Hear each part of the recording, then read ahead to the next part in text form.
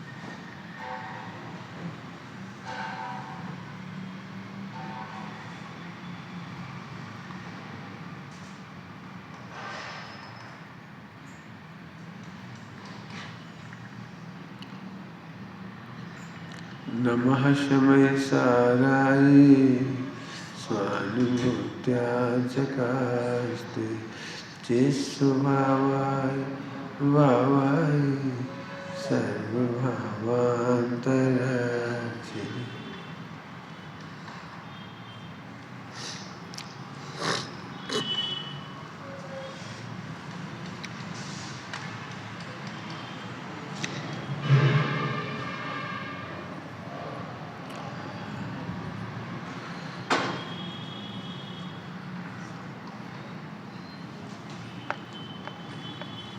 अनादर क्या करे निज का निरवलंबी परम प्रभु है। एक शब्द का अर्थ करेंगे निरवलंबी।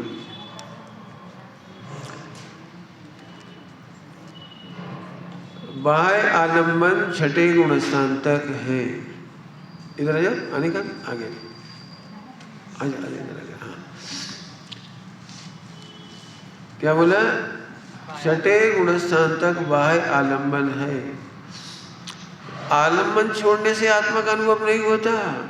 आत्मा को निरवलंबी छोड़ समझने से अवलंबन छूटता है। क्या बोला?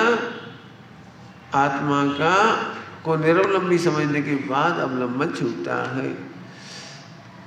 छठे गुणस्थान तक अवलंबन है।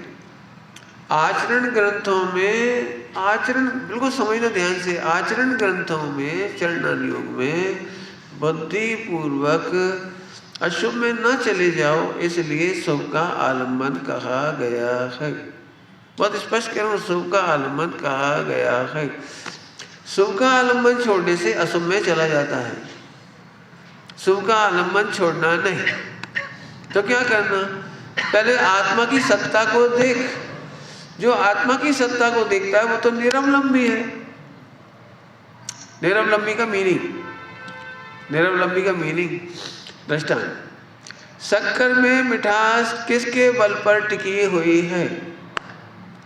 शक्कर में मिठास नमोकानमत के बल से टिकी है, व्रत उपवास करने से टिकी है, तीर्थ यात्रा से टिकी है। बोलो, शक्कर की मिठास निरवलंबी है। वो शत्रु के हाथ में जाए तो भी मीठी है, मित्र के हाथ में जाए तो भी मीठी है, आधी रात को भी मीठी है। इसको कहते हैं सार्वभौमिक मिठास। सार्वभौमिक माने हर द्रव्य में, हर क्षेत्र में, हर काल में, हर भाव में। अब आत्मा में लगाओ। आत्मा स्वावलंबी है। इसीलिए इसीलिए इसीलिए व्रत उपवास के बिना तो सम्यक्त का अधिकारी कहा। टोटल में क्या लिखा है? देखो तत्व विचार की महिमा। तत्व विचार रहित हो, गायक का निर्णय किए बिना हो, निरवलंबी का निर्णय किए बिना हो, तो व्रत उपवास नियम संयम करने पर भी सम्यक्त का अधिकारी नहीं। निरवलंबी है इसीलिए नरक में व्रत उपवास नियम संयम जब तब ज्ञान ध्यान आराधना नहीं है, सो भी समकिति है। त्रियंच गति में तुम्हारी प्रतिमाएं नहीं हो वहां, और पंचम गुण स्थान है और गिनती के नहीं है। मनुष्यों में तो गिनती के ही है 13 करोड़, वहां तो असंख्यात। हा।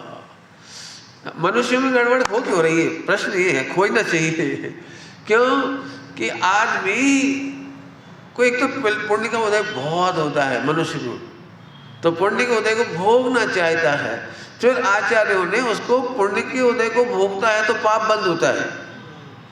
क्या बोला? पुण्य के उदय को भोगता है तो पाप बंद होता है, इसलिए उसे पुण्य के अवलंबन बताए, और इसने अवलंबन को धर्म समझ लिया। बुद्धि तो लगानी नहीं थी इसको, तो अवलंबन को धर्म समझ लिया, इसलिए सबसे कम संख्या मनुष्यों में पाई जाती है, सबसे कम। अब वापस आत्मा निरवलंबी है। कहाँ कहाँ निरवलंबी है? सर्व द्रव्यों में, सर्व क्षेत्र में, सर्व काल में, सर्व भाव में।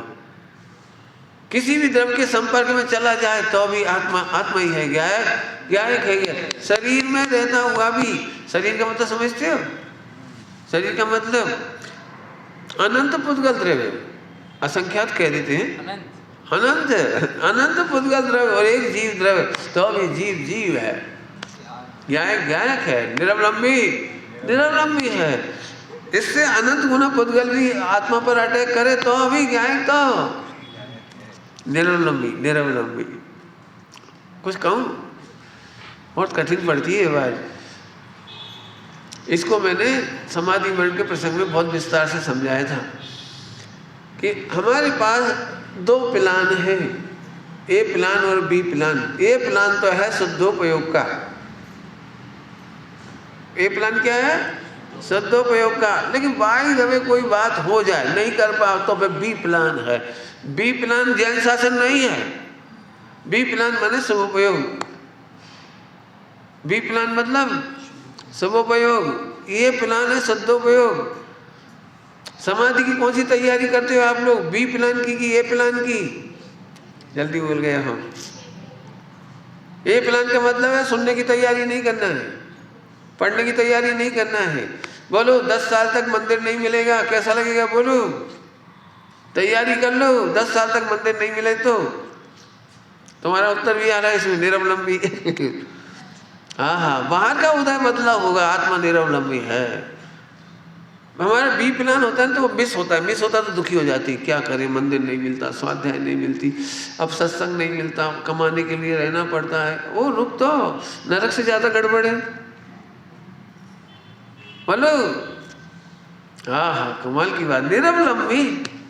निरवलंबी निर्णय करने के बाद अवलंबन छूटता है तो अभी दुख नहीं होता, और अवलंबन मिलता है तो अभी द्वेष नहीं होता। सुनोगे? निरवलंबी हुए बिना सम्यक दर्शन नहीं होता। हेतु क्या बोला? निरवलंबी हुए बिना सम्यक दर्शन नहीं होता। हेतु बता रहा हूं। समूह शरण में गए, महावीर भगवान के समूह शरण में गए, कोई तीर्थंकर के समूह शरण में गए और केवल पर लक्ष्य को सुनने में लगाए रहे तो सम्यक दर्शन नहीं होता। दिव्य ध्वनि बीच में सुनना बंद करनी पड़ती है, थोड़ा बुरा लगता है। जब स्वयं सन्मुख होते हैं तो आगे की दिव्य ध्वनि नहीं सुनते। क्या बोल रहा हूँ? आगे की दिव्य ध्वनि सुनते हैं? 6 घंटे 12 मिनट कितनी देर समय? इतना नहीं सुनते। गए, सुना, और जहाँ अपनी बात आई अंतर्मुख हो गई, आगे का प्रोसेस सुना ही नहीं। सबसे बढ़िया श्रोता वह होता है जो पूरा प्रवचन नहीं सुनता।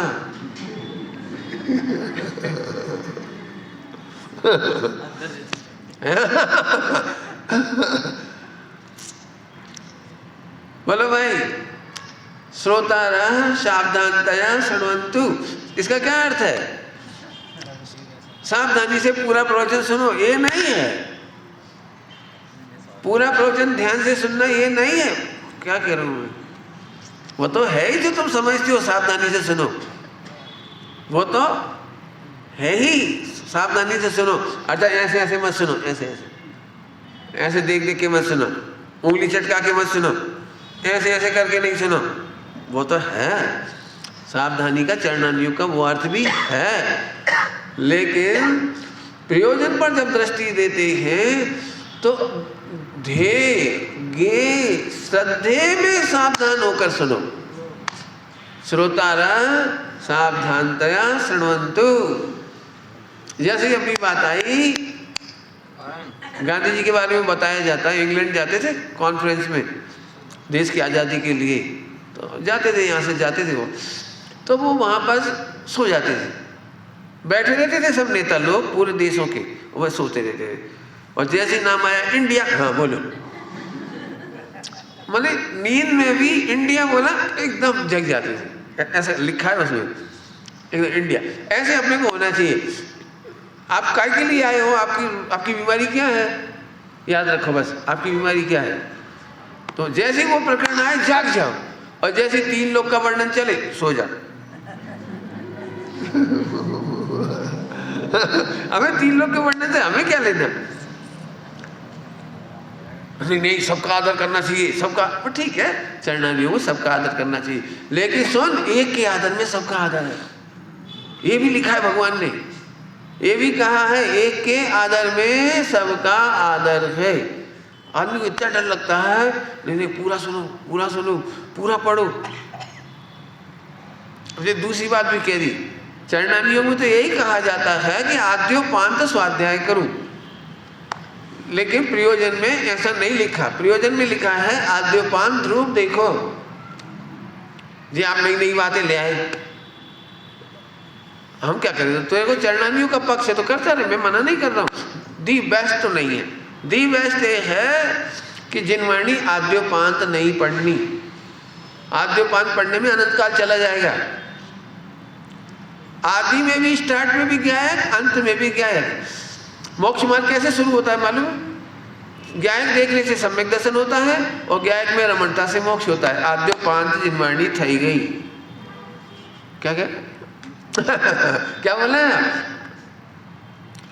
तुम तो नए नए अर्थ कर रहे। अरे अब यही तो अपन लोग नहीं समझेंगे तो कौन समझेगा? मुझे पता है ये अर्थ में और कोई नहीं समझा सकता। आद्योपांत का क्या मतलब? प्रयोजन पूरा हो उसका नाम आद्योपांत है। आप हॉस्पिटल में जाते हो तो सारे डॉक्टरों से मिलते हो क्या? क्या सारी दवाइयाँ पूछते हो क्या? कोई लेक्चर हो रहा है तो पूरा सुनते हो? जो आपकी प्रयोजन की आती है वो बात फट सुन लेते हो और भूलते नहीं हो। देशना लब्धि इसी का नाम है। देशना लब्धि इसी का नाम है। पूरी जिनवाणी में से अपने प्रयोजन की बात आई उसे पकड़ लेना, देशना लब्धि है। शासन लब्धि नहीं लिखा। क्या बोल रहा हूं? क्या बोल रहा हूं? शासन लब्धि नहीं लिखा कि भगवान की दिव्य ध्वनि लब्धि, पूरा शासन सुनो, पूरा पढ़ो, ऐसे कुछ नहीं होगा। बट ठीक है, प्राइमरी में आप पढ़ने गए नहीं शास्त्री, तो वहाँ तो पढ़ाया जाएगा, वहाँ अलग प्रकरण है वो, वहाँ पूरा पढ़ो, अच्छे से पढ़ो, आद्योपांत पढ़ो, रटो, सीखो, वो ठीक बात है। लेकिन प्रभु वो तो नर्सरी की बात है। द्रव्यान योग में तो प्रयोजन पूर्ति पर दृष्टि होती है, वहाँ पर आद्योपांत का अर्थ बदल जाएगा। आप मेरे से पूछ सकते हो, पंडित जी आपने ये अर्थ कहाँ लिखा हुआ देखा? पूछ सकते हो, दिखा दूंगा, बहुत जगह लिखा हुआ है। लेकिन मेरे पास तो एक चाबी है, नए चक्र। बोलो एक लाइन का अर्थ उपचरित असद्भूत से ही लगाओगे कि अनुपचरित सद्भूत असद्भूत से भी लगाओगे?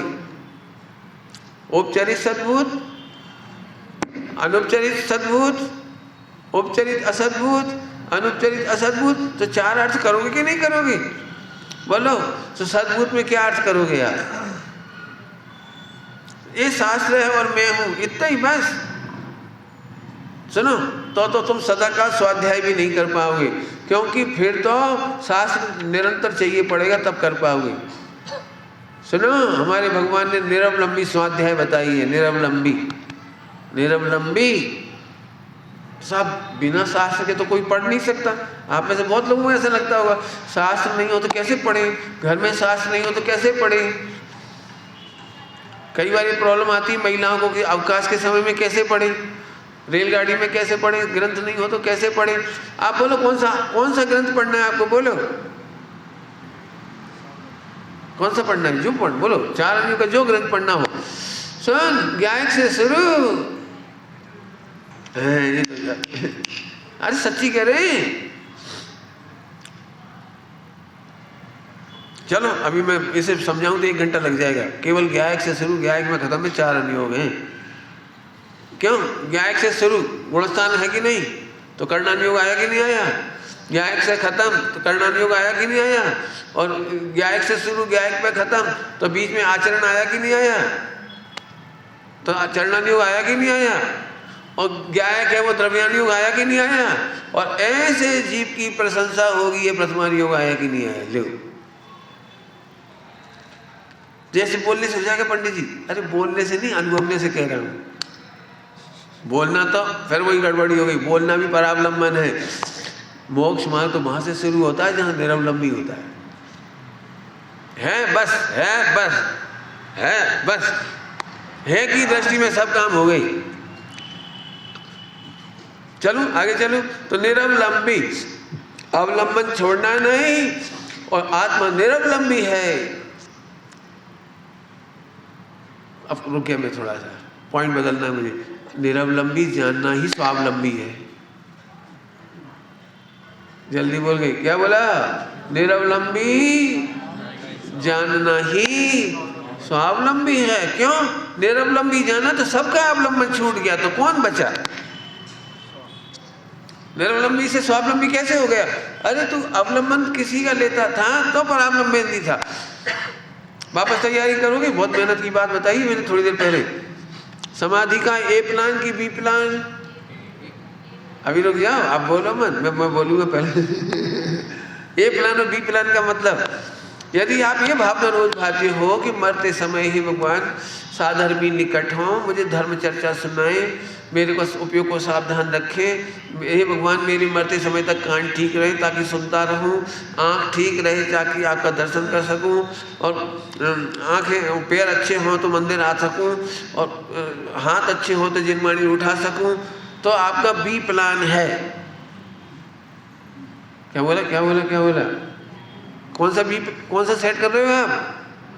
B plan. मेरी तैयारी दूसरी है। आंखें नहीं होंगी तो भी मस्त रहूंगा, क्योंकि मैं आंखों का अवलंबी नहीं हूं।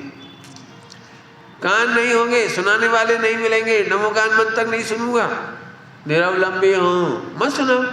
आपको पता है, कल्पना करो सारी जिंदगी आपने सेटिंग करी कि ये बच्चा मुझे नमो कान मन सुनाएगा या समय सारी सुनाएगा। आपने ऐसी तैयारी कर ली, ये पाठ निरंजन स्तुति सुनाना मुझे मरते समय, बहुत अच्छी है, बहुत अच्छी, सुनाना। अब तुमने निरंजन की तैयारी कर ली कि सुनाना, और वो नहीं सुनाया, तो अब आपकी इतनी आग लगेगी, इतना सा निरंजन स्तुति नहीं सुना रहा कोई। अब क्या होगा, बोलो क्या होगा? समाधि होगी, बोलो दी बेस्ट है, मुझे कुछ भी नहीं सुनना।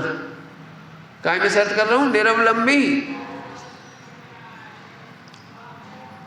अब लोग नहीं बचा पाएंगे, लोगों को तो सुख का परिचय है ना, आलम्बन का परिचय है, और मेरी बात उल्टी उल्टी लगी, लेकिन मैंने क्या, इसमें लिखा है निरवलंबी परम प्रभु है। क्या बोला? निरवलंबी परम प्रभु है, अर्थात फिर से बोल रहा हूं, निरवलंबी होने से परम प्रभु है। हाँ, जब तक अवलंबी है तब तक प्रभु नहीं। जब तक निरवलंबी परम प्रभु है। निरवलंबी मने पंच परमेष्टि का स्मरण नहीं आता तो भी मुझे आनंद आता है।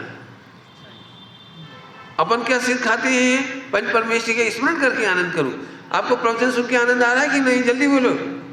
तो आप बी प्लान वाले हो। क्या आनंद होगा ए प्लान का? ए प्लान, अरे मैं आत्मा हूं ना, मैं आत्मा हूं ना। जैसे शक्कर परिपूर्ण है, शक्कर के बारे में सुनकर के आनंद नहीं आता है, शक्कर के बारे में पढ़कर आनंद नहीं आता है, सर शक्कर के बारे में इंस्पिरेशन की जरूरत नहीं पड़ती है। शक्कर है ना, चिंतामणि है ना, बोलो क्या करना पड़ता है? चिंतामणि के बाद कुछ करने की जरूरत। मिथुन, दूध मीठा किया कभी? कैसे किया? शक्कर डाल दी, इसके बाद नमो का मंत्र पढ़ते होगे, नमो ओरियंताणम ऐसे बोलते होगे। क्यों? पंच परमेश्वरी तो बहुत अच्छे हैं, उनका तो स्मरण करना चाहिए। आप भी बोलोगे पंच परमेश्वरी बढ़िया है, उनका स्मरण करना चाहिए। लेकिन पंडित जी, लेकिन दूध को मीठा करने का पंच परमेश्वरी से क्या संबंध है? कि नहीं करा करो, फिर भी कोई नहीं करेगा। आप सब्जी में नमक डालते हो, दूध में, खीर में शक्कर डालते हो, फिर कोई का स्मरण करते हो? नहीं करते। क्यों? क्योंकि शक्कर की मिठास निरवलंबी है, मैं भी निरवलंबी हूं। आपको ये प्लान समझ में आया कि नहीं आया? कठिन है, थोड़ा सा कठिन, माने ताकत चाहिए समझने के लिए। अगले जन्म का तैयारी करते हैं। बोलो अगले जन्म में, इस जन्म का टोटल पुण्य के बदले में अगले जन्म में क्या चाहते हो? हे भगवान, जिनेंद्र भगवान मिले, जिन बिंब मिले, देवसाज गुरु मिले, बस इतना मिल जाए बस। तो बी प्लान, ए प्लान गायब हो गया आपका। तो फिर पंडित जी मिले कि नहीं मिले?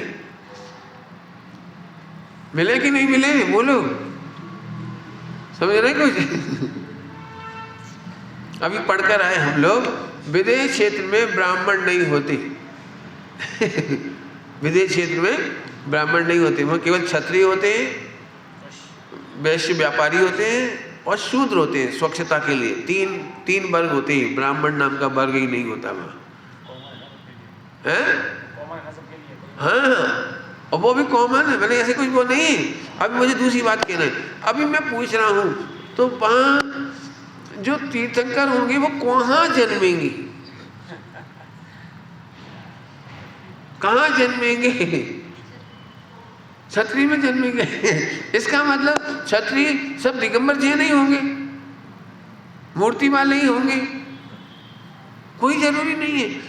कितनी गजब बात है, अपने आप ही जितने तीर्थंकर जन्मे वो क्षत्रियों में जन्मे। मेरा मतलब तय कहने का है, बी प्लान की तैयारी नहीं करो, ए प्लान की तैयारी करो। अरे जहां जन्म होना हो जा, मुझे आत्मा का भान है, मैं वहीं से आत्म कल्याण करता हुआ चला जाऊंगा। गुरुदेव श्री श्वेतांबर में जन्मे थे और आत्मा का भान करते हुए इधर आए। गौतम स्वामी तद्भव मोक्षगामी का जन्म कहाँ में हुआ? ब्राह्मण में हुआ। और चुस्त, क्या बोलते हैं, कट्टर वेदांती, पढ़ा रहे, गुरु बन गए खूब, और टर्निंग आया मोक्ष, गर्दन बन गए। लो, मेरा मतलब समझ में आया? आप अगले जन्म में जैन कुल चाहते हो, जिन मंदिर चाहते हो, जिन प्रतिमा चाहते हो, जिन सुनना चाहते हो या नहीं? फिर से पूछ रहा हूं। जल्दी हाँ या नहीं? अब डर गए सब लोग। मांगते हैं तो फंस गए और नहीं मांगते हैं तो, अरे मैं आत्मा हूँ, परिपूर्ण हूँ, निरवलंबी प्रभु हूँ, कहीं जन्म हूँ मेरे क्या। अच्छा, नरक में कौन से होते हैं? दिगंबर जैन कौन होता है नरक में? कौन कौन होते हैं? त्रियंच में बोलो। इसका मतलब मैं आत्मा हूं, इसके आनंद के साथ जहां जाऊंगा अपना काम कर लूंगा। मुझे बी प्लान की कोई तैयारी नहीं। कुछ थोड़ी मेहनत की बात चल रही है, मैं जानता हूं, मैं जो बोल रहा हूं वो लोक ट्रेडिशन के विरुद्ध बोल रहा हूं। लोक ट्रेडिशन में रोज ये पढ़ते, कोई पाठ नहीं, समाधि भावना, वो बी प्लान की तैयारी है पूरी। बी प्लान की रिक्वेस्ट है, धर्मात्मा निकट हो है ना, पूरी रिक्वेस्ट है भगवान से, पूरी। और मेरी रिक्वेस्ट है कि ए प्लान हमेशा तैयार रहे, और नहीं होगा तो बी तो है ही, उसमें क्या दिक्कत है? वापस आत्मा निरवलंबी है। यदि निरवलंबी की तैयारी करोगे तो वर्तमान में भी समाधि होगी, और निरवलंबी की तैयारी होगी तो तुम जहां जाओगे वहां आत्मा नहीं छूटेगा, वहीं आत्मा मिल जाएगा आपको। बोलो क्या करना है, ए प्लान की बी प्लान? एक जने ने बोला मेहनत करनी पड़ेगी। असल में क्या है, समाज में रह करके ने बी प्लान से समाज को खुश कर सकते हो, ए प्लान से खुश नहीं कर सकते आप। ए प्लान से खुश रह सकते हो और बी प्लान से खुश कर सकते हो। मुनिराज है ना, मुनिराज ए प्लान वाले ही। वे मंदिर नहीं आए तो किसी को बुरा नहीं लगता, वे दर्शन पूजन नहीं करे तो नहीं करते। मुनिराज, दिगंबर मुनिराज, सामने समूह शरण लगा हुआ है और वे वहीं विराजमान है।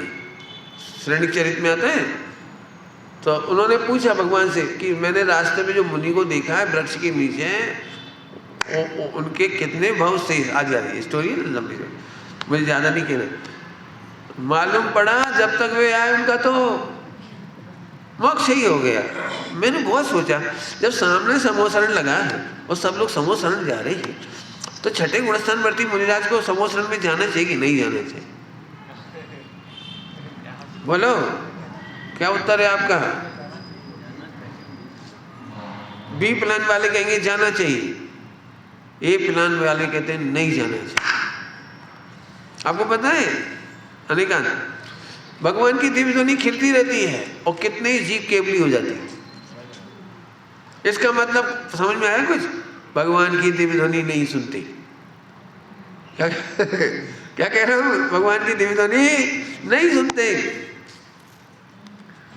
बोलो, दिव्य ध्वनि सुनने का मूल प्रयोजन क्या है? कि शुद्धात्मा की स्वीकृति, शुद्धात्मा का निर्णय, शुद्धात्मा की प्रतीति। वो तो मेरे तो हो गया, तो पूरी दिव्य ध्वनि सुन ली। बोलो, जितने सम्यक दृष्टि हैं उन्होंने भगवान की दिव्य ध्वनि पूरी सुनी या नहीं? दो उत्तर हैं, सुनी है और नहीं सुनी। बोलो, पूरी सुनी है, यहाँ सुनी है, क्योंकि प्रयोजन पूरा हो गया। नहीं सुनी, यहाँ नहीं सुनी। इतनी बड़ी कौन सुन सकता है? आप सुन पाते हो? मेरे 1 घंटे का प्रवचन कौन सुन पाता है? कोई नहीं सुन पाता। 5% सुन लो, वही बहुत है। जो विषय आपको पसंद आ जाता है ना, उसको तो याद रह जाता है, हाँ बढ़िया बात आई, बढ़िया, बाकी का तो विषय निकल ही जाता है। ठीक, अब तो चलो, आत्मा निरवलंबी है। निरवलंबी होना है कि है?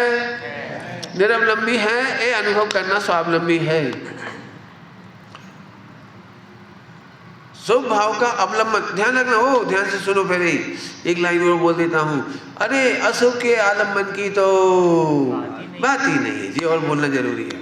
अशुभ की तो बात ही नहीं है, लेकिन शुभ का अवलंबन भी बैंसी की वाणी में आता है। बैंसी बरमाते थे, पोषातु न थी। क्या क्या बोलते थे? पोषाता नहीं है। क्या बोलते हैं कन्नड़ में? समझ में आया? पोषाता नहीं है माने बिल्कुल, अब क्या भाषा, वो उसकी भाषा वही है। पोषाता नहीं माने बिल्कुल नहीं रुचता। बहुत सरल है, कठिन नहीं है, बिल्कुल सरल। देखो, पोषातु का भाव बताता हूँ। गुजराती नहीं समझ में आया तो मैं हिंदी में उसका अर्थ करके दृष्टांत देता हूँ। बोलो भाई, बहुत जम के भूख लगी हो तो भोजन की प्रशंसा पोषाती है कि भोजन करना पोषाता है? अब बोलो, बस इतने में समझ जाओ। बोलो, भोजन की प्रशंसा निंदा नहीं कह रहा हूं, भोजन की निंदा पाप है, भोजन की प्रशंसा पुण्य है, और भोजन करना शुद्ध भाव है। अब मैं पूछता हूं आपको फिर से, भोजन की प्रशंसा पोषाती है?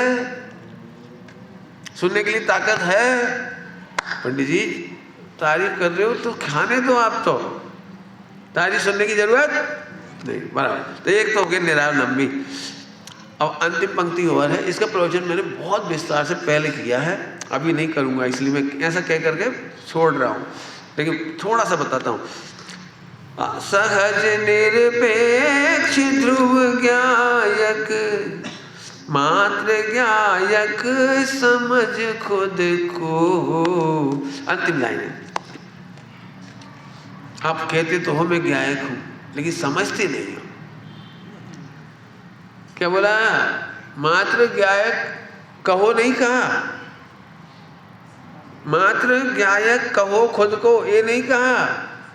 मात्र ज्ञायक समझ खुद को। क्या अर्थ है इसका? आप अभी ज्ञायक अनुभवती हो कि कर्ता अनुभवती हो? सोचो जरा।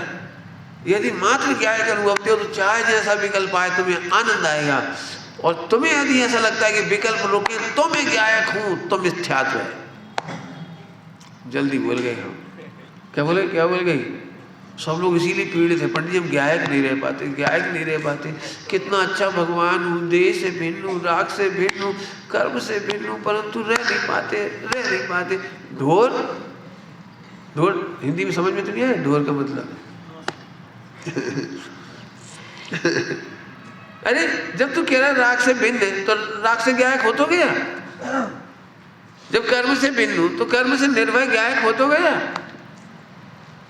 जब तुम कह रहे कर्म के उदय से, पाप के उदय से भिन्न ज्ञायक हो तो फिर हो तो गया। फिर से सुन लो, जल्दी बोल रहा हूं। बिना कुछ हेर फेर किए ही ज्ञायक हूं। इसमें बहुत कुछ कह दिया। बिना हेर फेर की कर्म का उदय बिल्कुल नहीं बदलता और मैं ज्ञायक हूं। मोह राग द्वेष परिणति, अशुद्ध परिणति, अशुद्ध परिणति, साफ कह रहा हूं, अशुद्ध परिणति किंचित कम नहीं होती और फिर भी ज्ञायक। कुछ बड़ी बात कही मैंने, समझ में आ रही हो तो। हमारे क्या कहलाते हैं, हमारे इसको क्या कहते हो आप, जो भी समझते हो इसको, मैंने हमारे दिमाग में खचित हो गई है कि सुधरो, थोड़े आचरण सुधारो, थोड़ा वाणी सुधारो, और थोड़ा खान पान सुधारो, और थोड़ा सुधारो, फिर ज्ञायक होगे। अब ये मिथ्यात्व का बहुत बड़ा काम है। तो पंडित जी आप ऐसा क्यों बोल रहे? लोग बिगड़ गए तो, स्वच्छंद हो गए तो? अरे क्या स्वच्छंद होंगे? जो अपने को ज्ञायक नहीं मानता वो स्वच्छंद है। फिर से बोल रहा हूं, बहुत बड़ी बात बोली है, बहुत बड़ी बात समझना। कुछ सुधरने के बाद ज्ञायक हो कि अनादि अनंत ज्ञायक हो? अब बोलो, बोलो। यदि तुम निगोद में ज्ञायक थे तो आज ज्ञायक का आनंद क्यों नहीं कर सकती? बहुत बड़ी बात कही है। फिर अब एग्जाम्पल देके बोलूं, कितने एग्जाम्पल सुनना है बोलूं? बिना बाहर कुछ बदले हुए ज्ञायक है। ज्ञायक होना नहीं है। क्या बोल रहा हूं? ज्ञायक होना नहीं है। ज्ञायक गुजराती में लिखा है ज्ञायक छू। बताओ नारकी का क्या क्या बदलता है कि वो ज्ञायक हो जाता है? त्रियंत गति का क्या क्या बदल जाता है कि वो ज्ञायक हो जाता है? मैंने तो बल्कि उल्टी बातें और बताई थी। उल्टी बोलूं? उल्टा। पहले गुणस्थान में संज्ञाएं कमजोर होती हैं और चौथे गुणस्थान की संज्ञा असंख्यात गुनी हैवी होती है, हावी होती है। क्या कह रहा हूं मैं? समझ में आ रहा है कुछ? संज्ञाएं बढ़ना चाहिए, घटना चाहिए चौथे गुणस्थान में होना चाहिए। भगवान तो मना कर रहे। फिर से बोलूं, मन वचन काय की क्रियाओं से बंद नहीं होता, कसाय शक्ति से बंद होता है, उसे तो जानता नहीं है। योग शक्ति और कसाय शक्ति, क्या लिखा है मुझे? कसाय शक्ति योगों को जानता है, कसाय शक्ति को नहीं जानता है। बंद होता है अनंतानुबंधी से। अनंतानुबंधी का तो हो गया अभाव और मन वचन काय का योग बढ़ गया। मिथ्या दृष्टि को अनंतानुबंधी राग है और सम्यक दृष्टि को अनंत वात्सल्य है। मिथ्या दृष्टि को वात्सल्य नहीं है, उसे अनंतानुबंधी राग है। अनंत का राग नहीं है, अनंतानुबंधी राग है। और सम्यक दृष्टि को अनंत का राग है, वो वात्सल्य है। जल्दी जल्दी बोल गए, समझ में आ रहा है कुछ? जी तो आप फर्जीवाड़ा कर रहे। अरे फर्जीवाड़ा नहीं है, वो तीन लोग में सब जीवों को भगवान समझता है, इसलिए प्रेम उत्पन्न होता है, राग उत्पन्न होता है, सबका भला करने का भाव उत्पन्न होता है, ये वात्सल्य है। और मिथ्या दृष्टि, हम तो हमारे तो वहां के चूल्हे में जाओ, चूल्हे में जाओ तो समझते थे हम तो हमारे तो बाकी छट्टी हमें कोई मतलब नहीं। तो इसका राग कम दिखाई देता है लेकिन अनंतानुबंधी है। अब बोलो कैसे नापोगे आप? योगों से नापोगे कि कसाय शक्ति से नापोगे? बहुत बड़ी पढ़ाई है जी। हम लोग योग शक्ति से पहचानते हैं। 96,000 शादी होती है, अपन लोगों को तो माथा दुखने लगे, ये भगवान कौन चक्कर में पड़े 96,000 के नाम याद करो। फिर आपको पता है 96,000 समझ आए कुछ? अनिकांत, मेरा गणित कमजोर है, तुम लोग गणित लगाना, तुम सीए हो, गणित लगाना। 96,000 पत्नी तो 96,000 ससुर, फिर 96 करोड़ साले साली, करोड़, और 96 करोड़ सास। क्यों? एक पति की बहुत सारी पत्नियां होती हैं तो वे सब बनती है सास। और चक्रवर्ती को सबके नाम याद रहते, तो कितना बड़ा वो डाटा फीड होता है दिमाग में। हाँ ऐसा थोड़ी है कोई आया, कौन से मिलना है? ए जीजा जी भूल गए आप मलेच खंड में आए थे। हम आपकी फला रानी के भैया हैं। ऐसा नहीं होता, बिल्कुल एक फीड है। तो साहब पढ़ लक्ष्य उपयोग में बर्बादी नहीं होती, इसी को बर्बादी नहीं कहते। फिर से समझो, बंद तो कसाय शक्ति से होता है, हम उसको पहचानते ही नहीं। हम तो मन वचन का सुधार के छुट्टी पा जाते। पंडित जी पहले से बहुत सुधर गया, खाना सुधर गया, देखना सुधर गया, बोलना सुधर गया, अब ज़्यादा टीवी नहीं देखते, बिकथा भी नहीं करते, और हम तो फालतू बातें याद ही नहीं करते। हम टोडरमल जी ने कहा है, निर्विचार होने का नाम निर्विकल्प नहीं है। तू जड़ जैसा हो जाना चाहता है, एक इंद्रिय में जाना चाहता है। कई लोग मेरे को भी ऐसे बोलते हैं, सुमत को क्या पड़ी है विश्व मैत्री की, क्यों समाधि का सेंटर खोल रहा है, क्यों जैनोपैथी की इतनी बकवास कर रहा है, क्यों अपना जिंदगी इसमें लगा रहा है, चुपचाप रहो, अकेले रहो, इतने कुटुंब की चिंता क्यों कर रहे, इतने पूरे हिंदुस्तान के भाई बहन उनसे मिलने आते हैं, उनके साथ रहते हैं, रहना चाहते हैं। अरे झगड़ा छोड़ो, अंदर चले जाओ। कहाँ चले जाए, कहाँ चले जाए बोलो? अब समझो उत्तर, वात्सल्य होता है, इससे हमारा कुछ नहीं बिगड़ता। लाखों भाई बहन तैयार हो जाए, मेरा कुछ नहीं बिगड़ता। मेरा पहले से थोड़ा सा पुण्य का होता है, समझ लो, या प्रभावक रहा थोड़ा सा। तो पंडित साहब ने मुझे एक बार बहुत अच्छी बात कही, वो आपको बता रहा हूँ। पंडित साहब बोले, बेटे तेरे पास 1000 ब्रह्मचारी भी आ जाएं तो तू दुखी मत होना। क्यों? क्योंकि वो तेरे सिर पर बैठ के नहीं आ रही, वो अपना पुण्य का उदय लेकर आएंगी। जीवन प्रमाण में कहाँ उन्हें भोजन मिलना है, कहाँ कपड़ा मिलना है, कहाँ तत्व ज्ञान मिलना है, कहाँ पढ़ाई होनी है, कितना क्षोभसम होना है, वो सब अपना खचित लेके आएंगे। तो कभी ये मत सोचना कि अब मेरे पास कोई ना आए। उस दिन मुझे निर्भर कर दिया, कितने ही आ जाए, और ऐसा ही हो रहा है मेरे साथ, कितने ही आ जाओ। आज एक गई, एक आ गई, ना संख्या घटती है मेरे पास ना बढ़ती है। बीच में भी कितने लोग गए, उसी दिन 2 दूसरे आ गए। कुछ गए कुछ आए, मैंने कम नहीं होते, ज्यादा भी नहीं होते, अपन करने वाले होते कौन है? पंडित साहब ने निर्भर कर दिया। 1000 आ जाए कोई दिक्कत नहीं, हम लोग जी अपना भाग लेके आ रहे, अपन क्या करने वाले? बात सर ने सिखा दिया। और मेरे साथ रहने वाले उल्टा सोचते थे, सब भाई साहब के पास आ जाते तो हमें समय नहीं देते भाई साहब। वो जैसे बहुओं को जेलेसी नहीं होती, हमें टाइम ही नहीं मिलता, हमें टाइम नहीं मिलता, तो वो ही चले गए। मेरे पास आने वाले कम नहीं हुए। मैंने उनसे कहा था, तुम अंतराय मत डालो किसी का, आने दो, क्या दिक्कत है? बहुत जोरदार है। हाँ वापस आओ। क्या कहा? मात्र गायक अनादि से होना नहीं है। मन वचन काया सुधार के गायक नहीं होना है, लिख लो। कर्म का उदय बदल के गायक नहीं होना है, लिख लो। चाहे जो गति हो, चाहे जो मति हो। अब ये सब स्वच्छता की बात लगेगी लोग, मेरे प्रवचन पछते थोड़ी। तो आप लोग अच्छे हो तो पचा लीजिए थोड़ा सा। हाँ क्या बोलो? चाय जैसी गति हो और चाय जैसी मति हो, डरो मत। अभी यार आप पूछोगे फिर त्रियंचों का मोक्ष क्यों नहीं हो जाता? एक आया मेरे पास प्रश्न कि त्रियंचों का मोक्ष क्यों नहीं हो जाता? इसलिए नहीं होता है क्योंकि उनकी तत्समय की योग्यता नहीं होती। एक प्रश्न और आया इसी में, वो प्रश्न लिखा है कि महिलाओं का मोक्ष क्यों नहीं हो जाता? तो उसका भी उत्तर है तत्समय की योग्यता नहीं होती।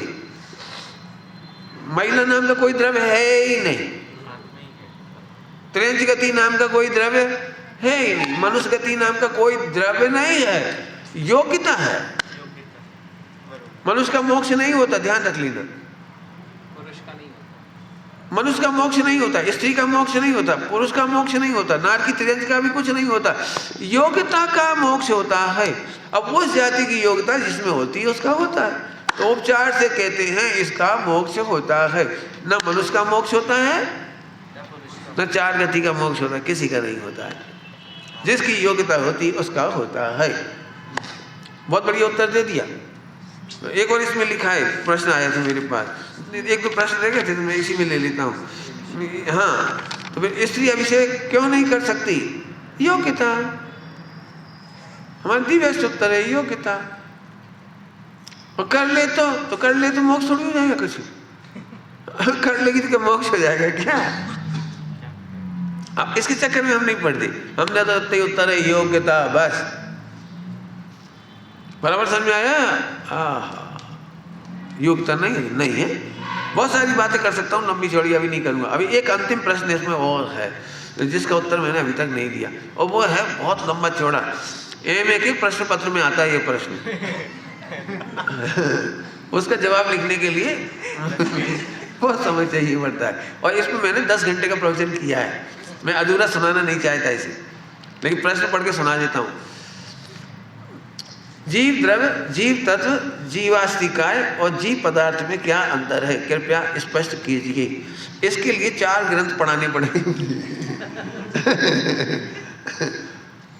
मैंने इसका पूरा नोट्स बनाया है, यदि कोई नोट्स चाहे तो मैं दे सकता हूँ। इसी का पूरा नोट्स मैंने क्वेश्चन आंसर लिखे हैं बाकायदा, इन चारों के क्वेश्चन आंसर मेरे पास। इसकी कंपैरेटिव स्टडी है और इस पर लगभग मेरे कम से कम 10 घंटे का प्रवचन है। फिर भी यदि समझोगे तो समझदारों के लिए इतना तो कह ही सकता हूँ, यदि आपको द्रव्य संबंधी प्रॉब्लम है, माने तुम वेद विज्ञान में द्रव्य संबंधी भेद विज्ञान नहीं कर पा रहे, तो जीव द्रव्य को समझो। ये सबसे स्थूल भेद विज्ञान है। 6 द्रव्यों में से जीव द्रव्य को जुदा समझना। जैन शासन में 4 प्रकार का भेद विज्ञान है, 4 स्टेप का भेद विज्ञान है। सबसे लोअर लेवल का भेद विज्ञान है 6 द्रव्य से जीव द्रव्य को छांटो। अभी हम इस पुद्गल से जीव को न्यारा नहीं छांटते तो जीव द्रव्य को नहीं समझते। आप क्या बोल रहा हूं?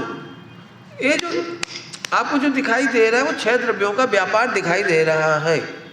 मैं प्रवचन कर रहा हूं, इसमें जीव कौन है और 6 द्रव्य कौन कौन है, ये पुद्गल है। भाषा वर्णना पुद्गल है। भाषा वर्णना में आनंद नहीं है, जीव में ज्ञायक में आनंद है, ज्ञान में आनंद है। भाषा में ज्ञान नहीं है, ज्ञान में भाषा नहीं है। शरीर पुद्गल है, बाकी लगाते जाना सब। मनोवर्णना पुद्गल है, भाषा वर्णना पुद्गल है, आहार वर्णना पुद्गल है। 6 द्रव्य छांटो। तुम तो कहाँ खुश हो रहे हो? पंडित जी मैं बहुत सुंदर हूँ, बहुत आनंद आता है, जब रूप देखता हूँ बहुत आनंद आता है। हम कहते हैं द्रव्य का भेद विज्ञान कर। इसे मैं ज्ञान स्वभाव नहीं समझा रहा हूँ, अभी वो नहीं समझा रहा हूँ। सबसे सूक्ष्म चर्चा है पदार्थ की, सबसे सूक्ष्म चर्चा है पदार्थ की। सबसे पहले द्रव्य संबंधी प्रॉब्लम को सॉल्व कराया है जीव द्रव्य को जानकर। 5 द्रव्य से छांटो पहले। अभी मैं फिर कहता हूँ, मैं समय से जी में होमवर्क कराऊंगा, ये सब बात होगा। छांटो पहले 6 द्रव्य में से छांटो। तो बोलूँ कोई सम्यक दर्शन क्यों नहीं हो रहा आजकल? इतनी पढ़ाई होने पर भी, गहरी गहरी पढ़ाई होने पर भी साहित्य तो बढ़ रहा है और साहित्यिक सोच हो रही है और साहित्यिक व्याख्यान हो रहे हैं, लेकिन सम्यक दर्शन क्यों नहीं हो रहा? उसका मूल कारण है कि स्थूल वेद विज्ञान तो कर नहीं पाते और सूक्ष्म की चर्चा करते हैं। बिल्कुल स्पष्ट कह रहा हूं, हम पदार्थ संबंधी चर्चा करते रहते हैं और द्रव्य से वेद विज्ञान नहीं कर पाते। धर्म दिख रहा है किसी को? ये देखो, धर्म के निमित्त से गति मिल, जीव और पुद्गल की गति में जो निमित्त है वो धर्म द्रव्य, ठहरने में अधर्म द्रव्य। आकाश ने जगह दी, काल द्रव्य से परिणमन हुआ। आपको भिन्न भिन्न दिख रहा है? भिन्न भिन्न दिखने का मतलब ये गति मेरी नहीं है। जीव गति में निमित्त भी नहीं है। ये शरीर कब तक चलता फिरता है? उत्तर दो, जब तक जीव इसमें रहता है। उल्टा उत्तर है, मिथ्यात्व है। जीव कब तक चलता फिरता है कि जीव अपनी स्वतंत्रता से, शरीर अपनी स्वतंत्रता से गति हेतु तो है, चलता फिरता है, और उस उपादान में धर्म द्रव्य निमित्त है। ये उत्तर सही है। अब अंदर जाओ, थोड़ा अंदर जाओ, मेहनत करो थोड़ा सा। अभी तो तुम्हें यही लगता है जीव है ना इसलिए शरीर चलता है।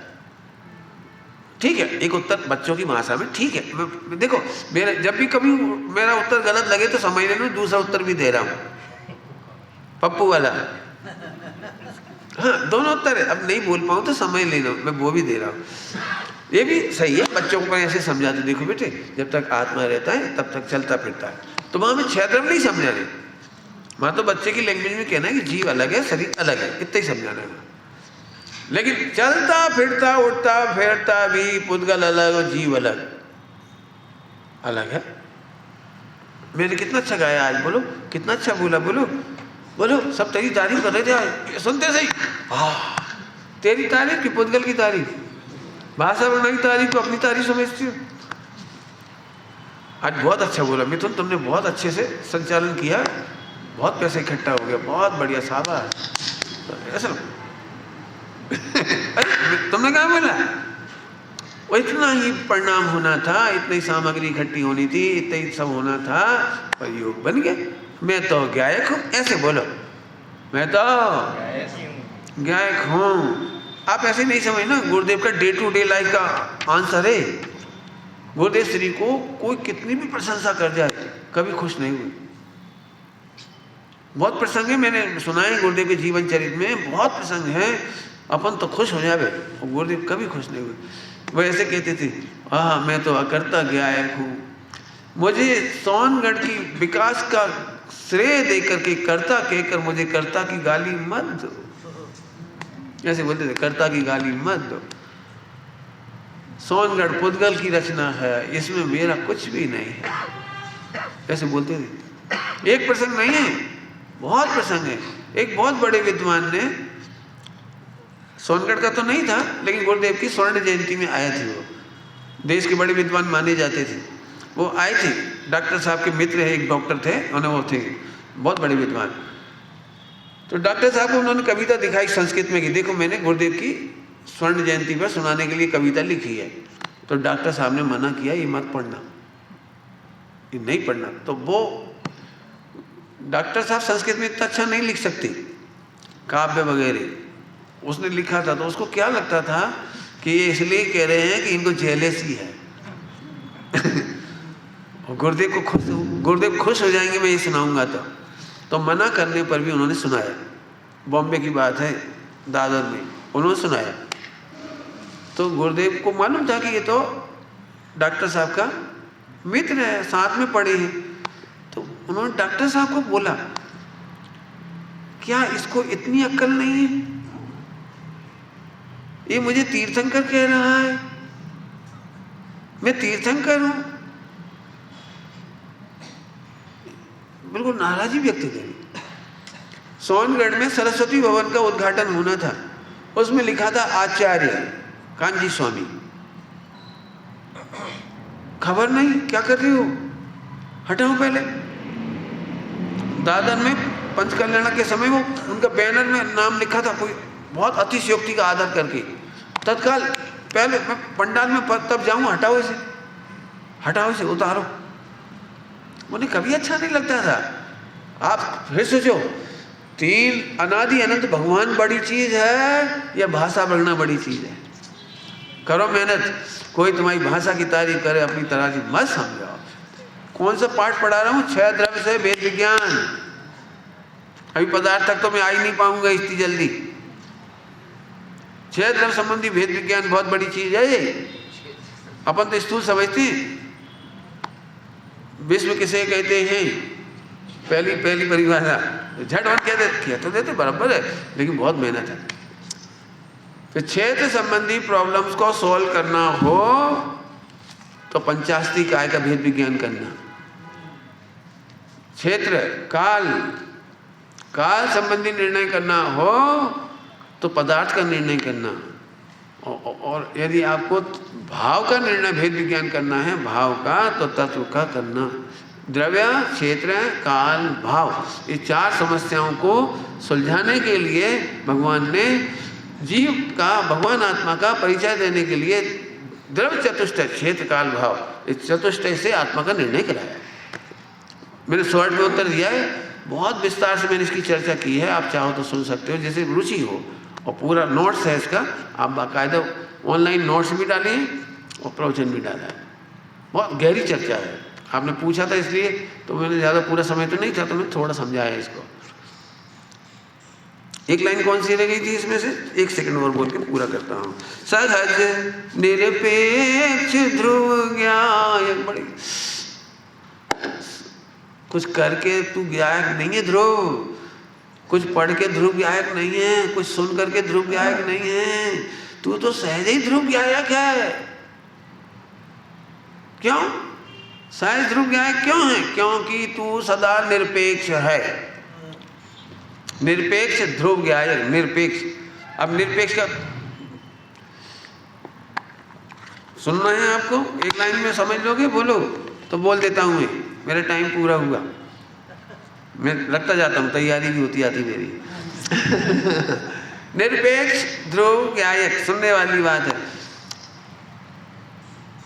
हमको सम्यक दर्शन में सबसे बड़ी बाधा है कि वस्तु स्वरूप है निरपेक्ष और स्यादवाद है सापेक्ष। 24 घंटे का हमारा कथन चलता है सापेक्ष और अनुभव होता है निरपेक्ष, दृष्टि होती है निरपेक्ष। क्यों? क्योंकि वस्तु होती है निरपेक्ष। ये लड़ाई का नाम भेद विज्ञान है। अपेक्षाओं से सोचोगे तब तक सम्यक दर्शन नहीं होगा। आत्मा निरपेक्ष है तो निरपेक्ष देखोगे, उसी समय सम्यक दर्शन हो जाएगा। 1 घंटे का प्रवचन 1 लाइन में कर दिया। आप कहोगे दृष्टांत देने पड़ेंगे मुझे निरपेक्ष और सापेक्ष समझाने के लिए। बोलो भाई, आप दूध में शक्कर डालते हो तो दूध निरपेक्ष रूप से मीठा होता है कि सापेक्ष रूप से मीठा होता है? दूध में शक्कर डाली तो शक्कर की मिठास का परिणमन हुआ। निरपेक्ष की सापेक्ष? निरपेक्ष। अब अपन सोचो, किस अपेक्षा से दूध मीठा हुआ? माता जी ने डाली, इस अपेक्षा से दूध मीठा हुआ। तो कोई और डालता तो दूध मीठा नहीं होता? नहीं, वो दिन में शक्कर डाली इसलिए मीठा हुआ। नहीं, सोने की चम्मच से डाला इसलिए मीठा हुआ। आप अपेक्षा लगा क्यों रहे हो? निरपेक्ष है, आत्मा निरपेक्ष है। और जैसे ही सापेक्ष निर्णय करते करते करते आप निरपेक्ष हो गए और अनुभव हो जाता है। 1 लाइन का अर्थ इतना शॉर्ट में कर दिया मैंने। इसकी चर्चा पहले बहुत की है, निरपेक्ष की बहुत। क्यों? क्योंकि पंडित साहब की एक रचना है ज्ञानाष्टक, उसमें निरपेक्ष हूँ कृतकृत्य हूँ, और पहले शब्द निरपेक्ष, उसकी बहुत व्याख्या की है। पूरा विश्व निरपेक्ष है, 6 द्रव्य निरपेक्ष हैं, समस्त गुण निरपेक्ष हैं और समस्त पर्याय भी निरपेक्ष है। अपेक्षा समझाने की मजबूरी का नाम है। तू अपेक्षाओं से समझ करके अपेक्षा छोड़ दे और वस्तु पकड़ ली। जिसको स्वामी जी एक बहुत प्यारी भाषा बोलते थे, गुलाटी मारी जाना, हूँ गायक छू एम कहीं ने गुलाटी मारी जा। गुजराती में से बोलते गुलाटी मारी जा, माना अनुभव का। अब बोलता मत रहे, सोचता मत रहे। अंतिम दृष्टांत के बाद पूरी करता हूं।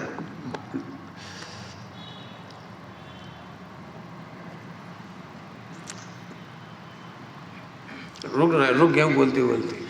बहुत अच्छे शब्द सोच रहा हूँ। बोलो भाई, पति पत्नी किस अपेक्षा से होते हैं?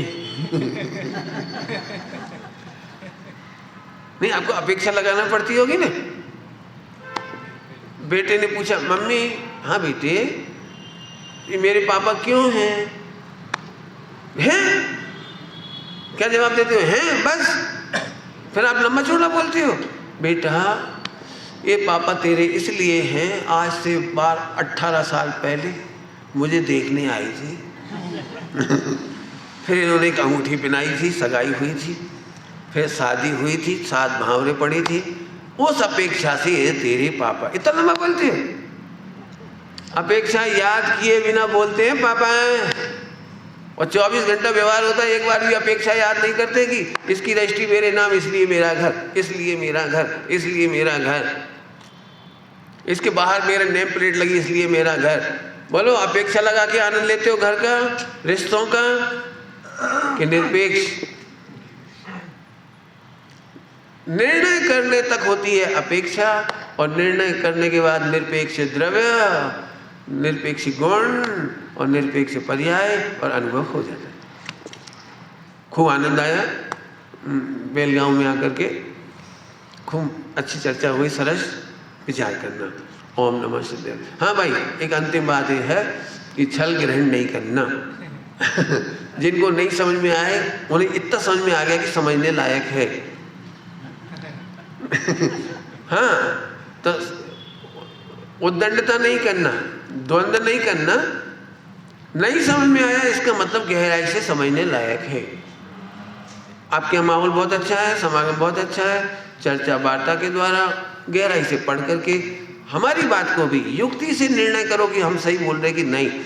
ब्लाइंडली नहीं, निर्णय करो। और हमारे में आगम विरुद्धता लगती तो बिल्कुल मुझे टोकना, मुझे बोल देना, मैं अपने में सुधार कर लूँगा, उसमें क्या है। टोटमल जी सामने क्या लिखा है, इस कलिकाल में तो तत्व चर्चा ही हमारे लिए होती है, और परस्पर में अपन तत्व चर्चा ही करते हैं। अब भगवान साक्षात नहीं रहे, प्रवचन का है, दिव्य ध्वनि दातार वो तो है नहीं, तो अपन ही साधन में परस्पर में तत्व चर्चा करते हैं। मैंने अपना मंतव्य रखा है, सोचना, देखने का, समझने का दृष्टिकोण रखा है, उसमें चूक हो तो मैं भी सही हो जाऊंगा, आप भी सही हो जाना। अंत में सब अपना निर्णय अनुभव करके भैया अपना जीवन सफल करो। ए प्लान बनाओ, है तो थोड़ा सुनने में खतरनाक, क्यों बी प्लान की हैबिट पड़ी हुई है, लेकिन ए ही अपने को मोक्ष मार्ग में ले जाएगा। विचार करना। ओम नमः शिवाय।